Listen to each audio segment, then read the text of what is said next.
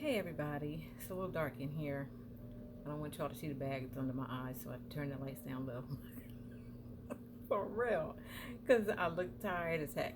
But I'm not tired, I just got these bags, I gotta get rid of them. So I guess my body is like, okay, you gotta recuperate since you've had a few days off in a row now. So I gotta get out I don't use cucumbers, even though I might, because I got two in the fridge right now.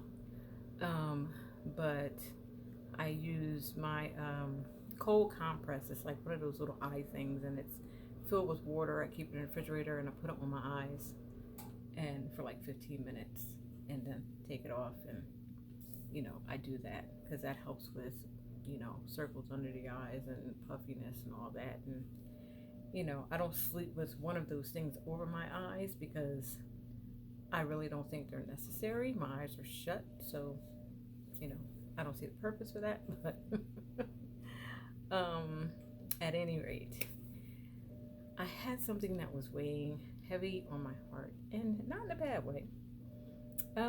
Just went to the spirit store and I got my crystals. My best friend, my black obsidian, um, and a couple other crystals. Gonna really start getting into my meditation and doing what I should be doing. Kind of slipped away from it, but it's time for me to get back into it because it really does help you relax. I was listening to some meditative music last night and I went to sleep, and I'll tell you, it was a peaceful sleep. It was good. It was a good sleep.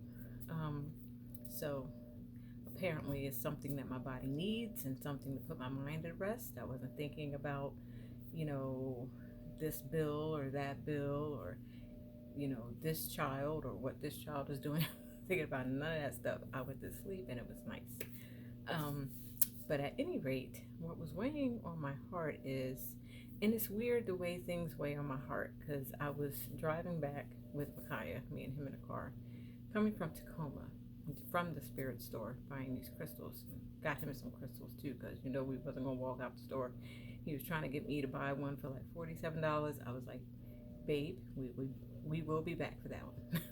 And mommy's not getting it today. Mommy still got to buy groceries. Um, so I just started for some reason in my mind, in my head, I started hearing Frank Sinatra, the song My Way. And that was my friend, one of my best and dearest friends, Martin. That was his song. Um, for those of you that don't know Martin or might not know the whole story of Mary and Martin, it's quite an epic story. No.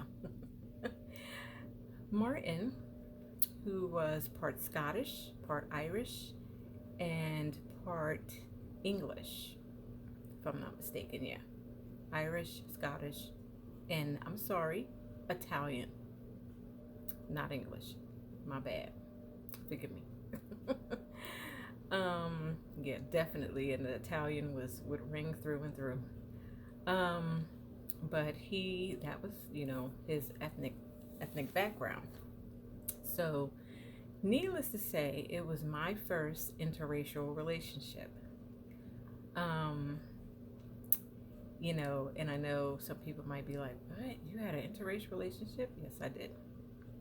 You know, I my stance now on life was way different than my stance was on life before. Now, at the age that I am, 48, you couldn't pay me to date a white man. And I'm not saying it to be racist or prejudiced or anything like that, but I'm just being honest. I'm not attracted to them in that way, and they can't understand my struggle.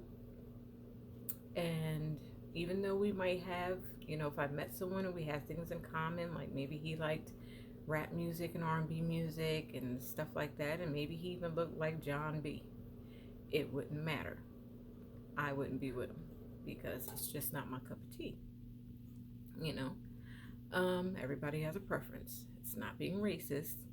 I will admit, yes, I'm prejudiced, but prejudice means that you have a preference.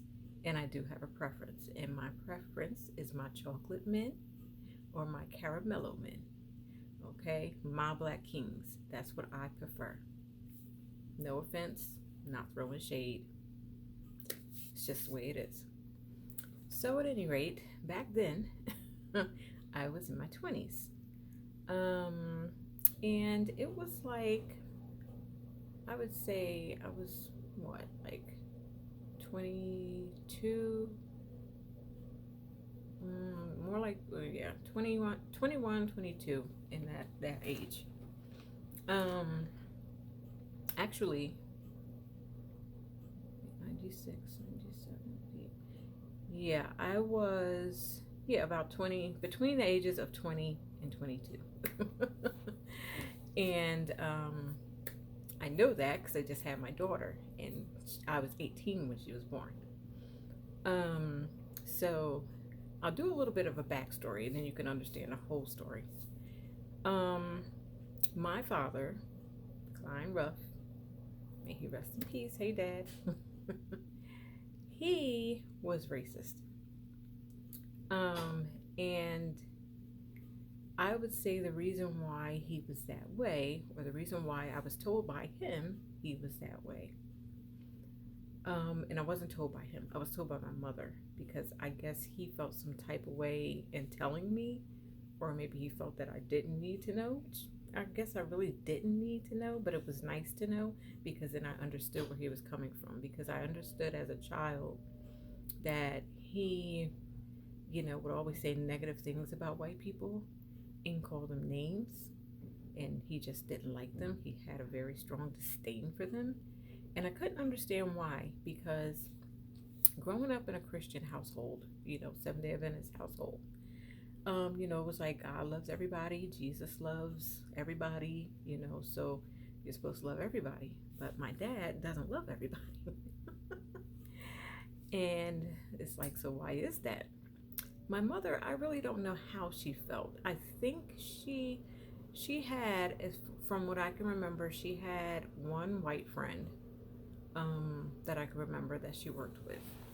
And so I really don't think she had a problem with Caucasian people, but my dad did. And the reason that he did, now remember, my dad was 51 when I was born. My dad was born in 1916, where things were still going on. I mean, we hadn't even gotten to the Jim Crow era yet, but certain things were going on. And my dad was raised in Columbia, South Carolina, Newberry, Columbia, South Carolina. And back then, 1916, 1920s and 30s and whatnot, they were still very racist towards Black people. They didn't treat them right. Lynching was still a big thing.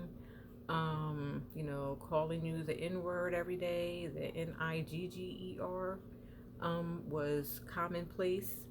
Calling you boy instead of, respecting you as a man. Just no respect for you at all. Certain water fountains, you couldn't drink out of. My dad, this is like 1920, so this is before Martin Luther King and all that civil rights stuff. This is, post-slavery. So there was a lot going on. And although they weren't working, on the plantation, my grandfather was a sharecropper. So, with the sharecropper, they weren't always treated right. The farmer would cheat them out of money, and it was just not really right. They could never really own the property that they were on, because he would say that they could own it if they did this for him, if they gave him this much of the crop that they had to grow, and this and that and third. Like, for example, this is what a sharecropper, how it happens. Okay. When slavery was so-called over, there were, a lot of, our people still on the plantation. They had nowhere to go. They didn't know where to go. They didn't know what to do. This and that and the other. Their master might have treated them, somewhat okay. Maybe he wasn't abusive, but, Still, I feel like being held in captivity and not being able to leave against, was against your will, and that's not good. But, you know, for sake of argument, we'll just say your master might be, you know, nice.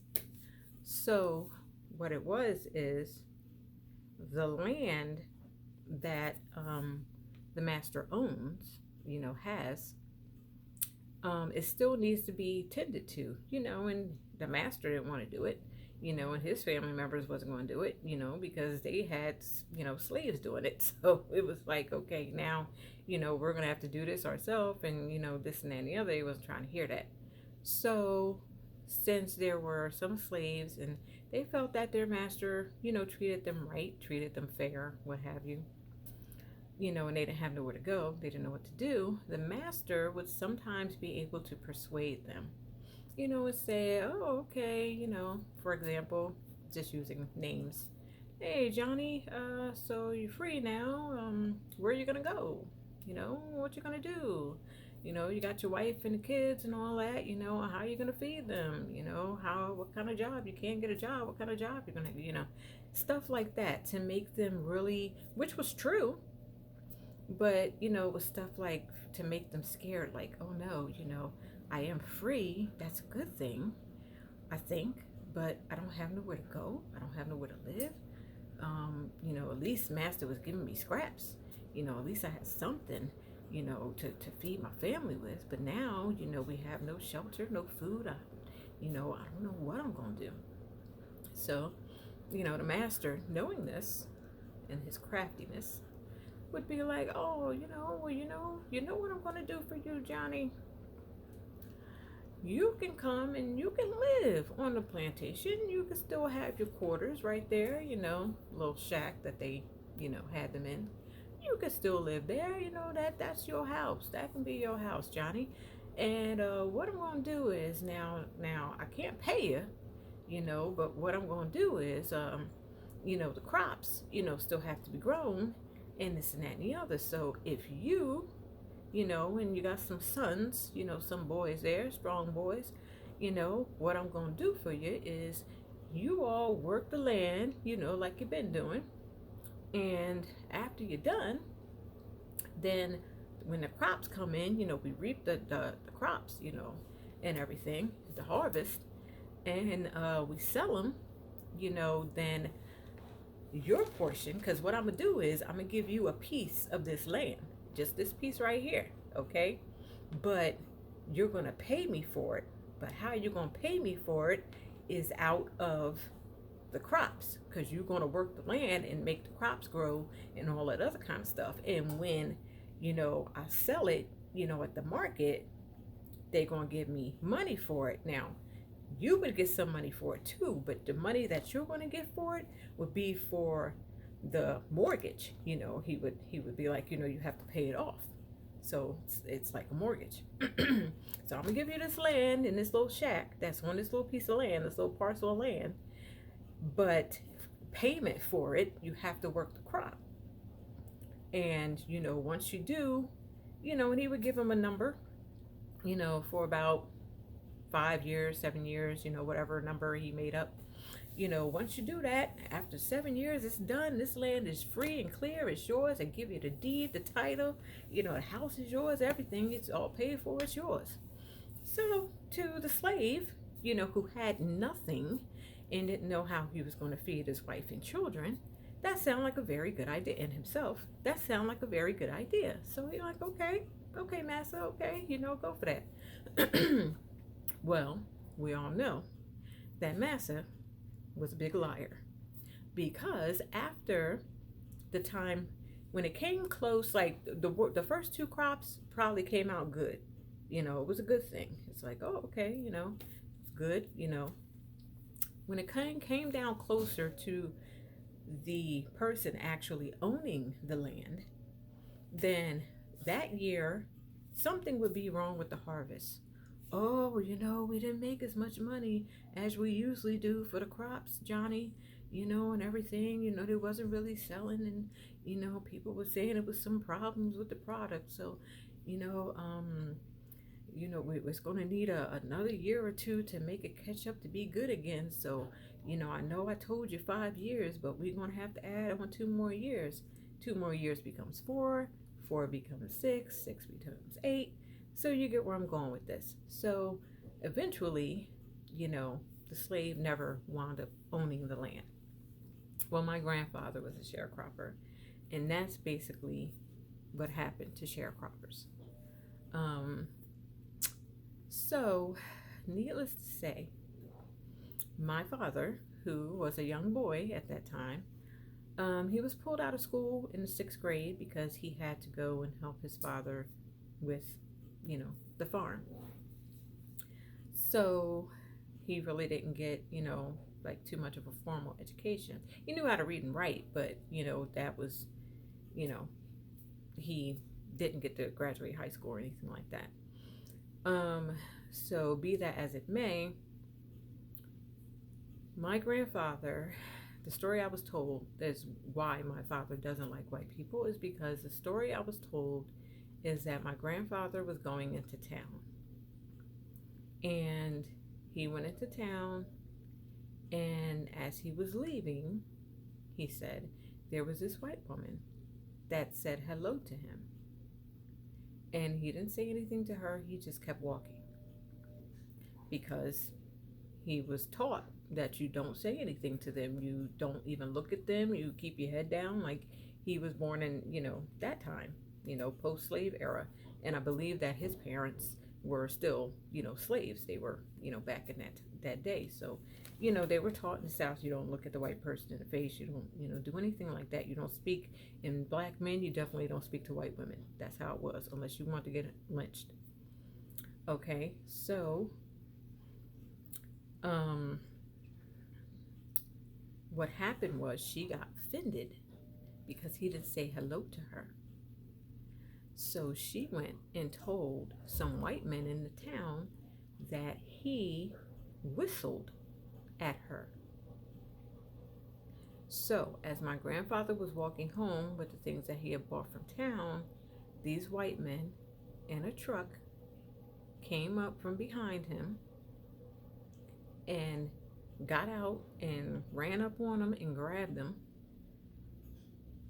and held him down, drug him in the woods, you know, off the main road, held him down and cut off one of his sacks. Okay, you got two of them, so they cut one off. So they basically castrated him. Or what you could say, I guess, partial castration. Um, that's what they did. And they left him there basically to die, just bleeding. My grandma said she had a feeling in the pit of her stomach. Because she actually told my mother the story, my grandma. She had a feeling in the pit of her stomach that something wasn't right. So she sent her boys, which was my father and my Uncle Cliff, because he was the eldest, to go up, going to the town and check on their father. She was taking their father so long because she said she had a feeling that something wasn't right because he normally wasn't going that long. And it was starting to get dark, so they went out there to go and see, and they saw him laying on the side of the road, in the wooded area,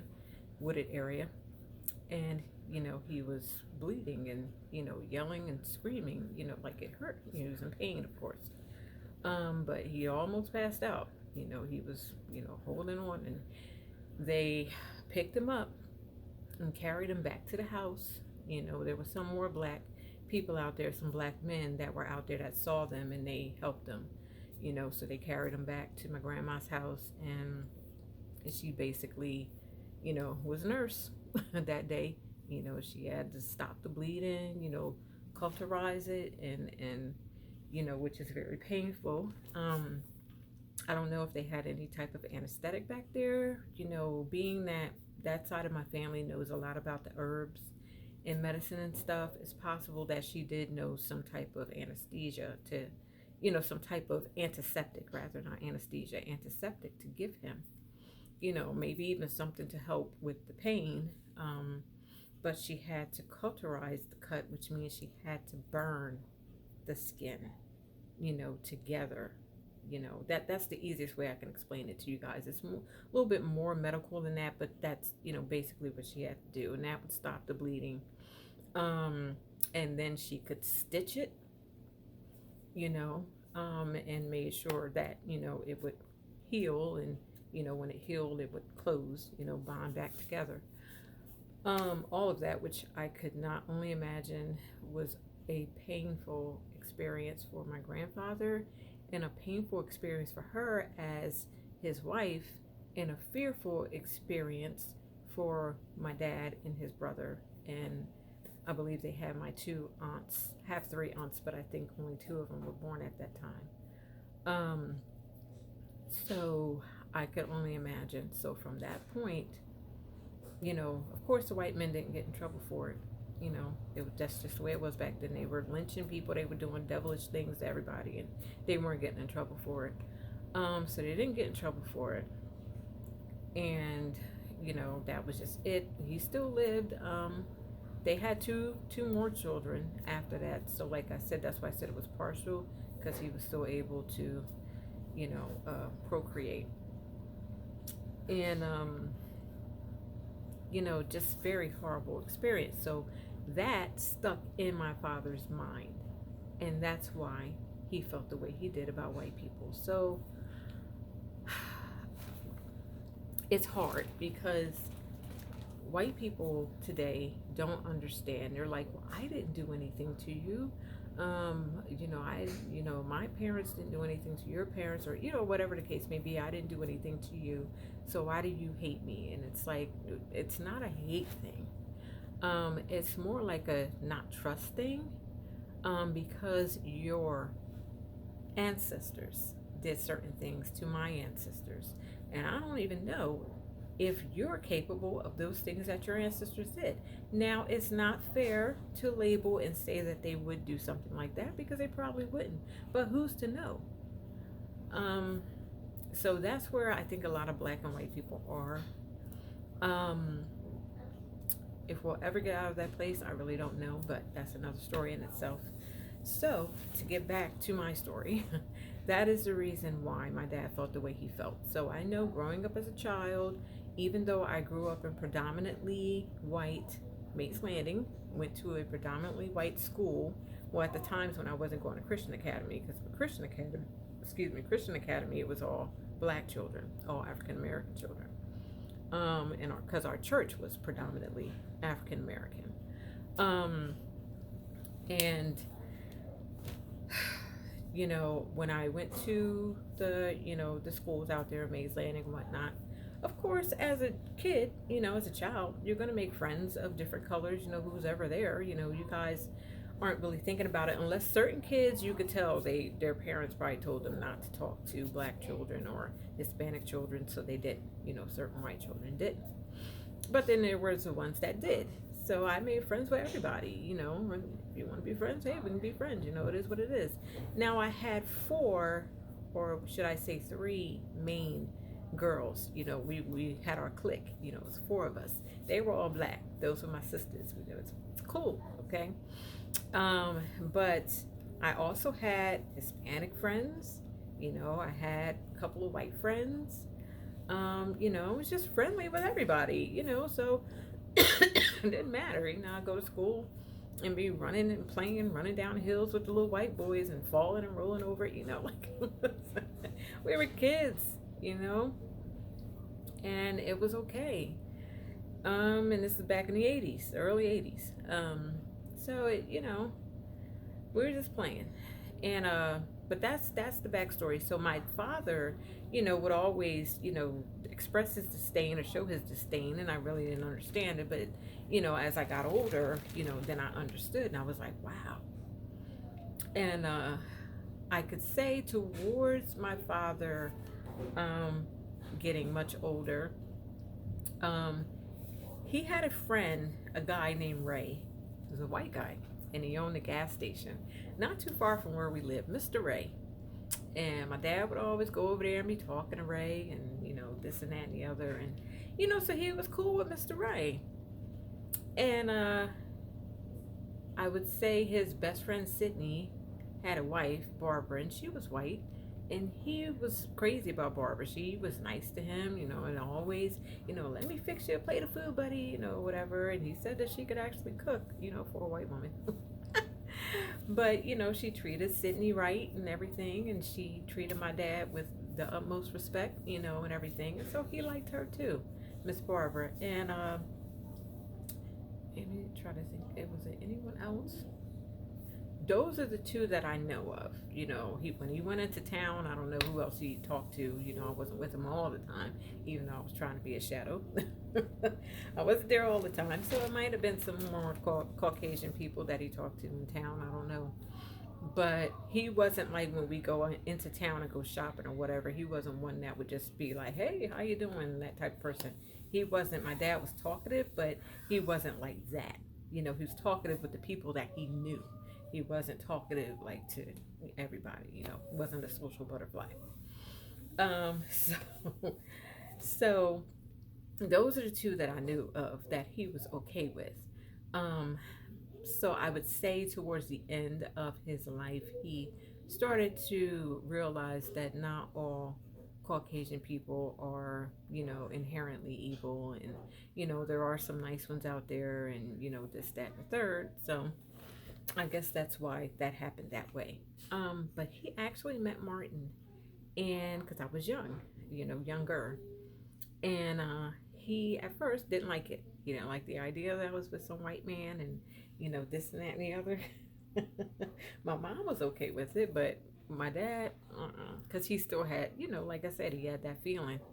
Um, but when he saw, took some time, a little while, but when he saw how good Martin treated me and how good he treated his granddaughter, my daughter, and how much she was crazy about him, her daddy Martin. And, I was like, he's a good man, Dad, this, that, and third. Then he was like, okay. He was okay with it. Um, so he would talk to Martin. I would bring Martin over to the house. She would talk to him and, offer him dinner and, take him around out back and like, do stuff to the house and, just stuff like that, hanging out. So he really did like Martin, and that was a good thing. Um, but yes, so my father, if this cuts off because it's at 27 minutes, I'll come back. I'll do another video. Um, my father passed away in 1996, the summer of 96, and it was difficult. I had a nervous breakdown.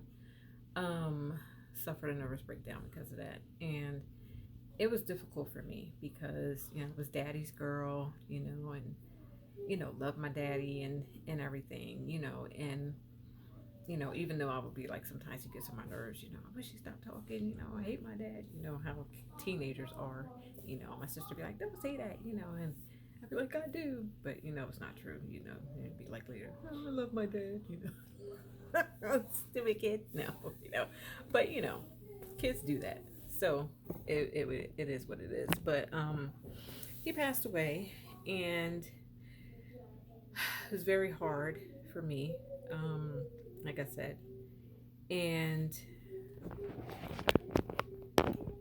about to pop out. It's very difficult, and I was with Martin, still dating him, and he went to the funeral with me, and everything like that, and my sister was there with me, my sister Mildred, big sis. She was on one side, Martin was on the other, because I was not able to hold it down at that moment. It was hard. It was hard, and he was there. He was there for me with that. So I could never thank him enough, for that. And I told him that, before he passed away. Um, so I would say maybe a year or two after that, we started to have issues.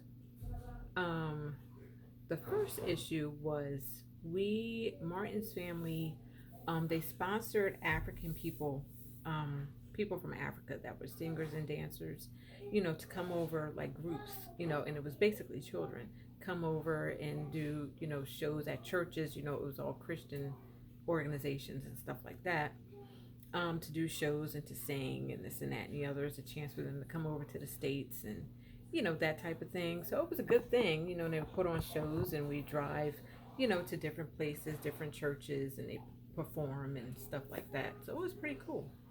And they stayed with Martin and his family because they had a big house.